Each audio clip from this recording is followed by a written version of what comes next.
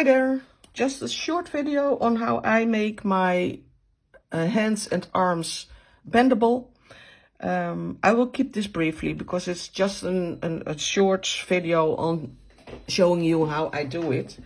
I take a drawn paper hand, of which I think has the right proportions, but I'm not sure in this stage. That's no problem. Lay it on the fabric, drawn around it and stitched it in a very narrow stitch, of course. Then I took my pipe cleaners. I love these pipe cleaners. I don't use chenille. These are true cotton pipe cleaners. And I just make sure that the fingers are all in the length that is on this paper. Then I am binding them off together, not too high up, just a little bit lower.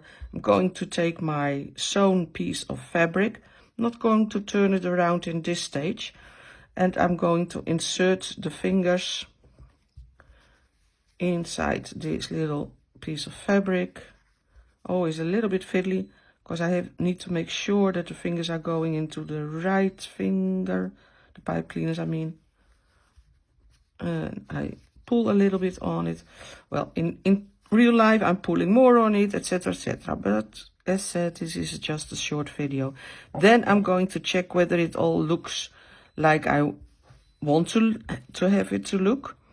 And of course you need to know that once I'm going to cut this out, there is a little bit more fabric coming into that finger, so there needs to be a little bit room for that extra fabric once you've turned your fabric inside out.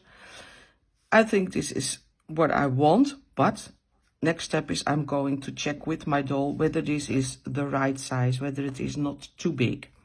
If it's too big, it's very simple. I just can't change the how do you call it, how thick the fingers are, because I use those double folded pipe cleaners, but that's no problem. I can make sure the fingers are somewhat shorter, make this somewhat shorter, turn this a little bit in, you know what I mean.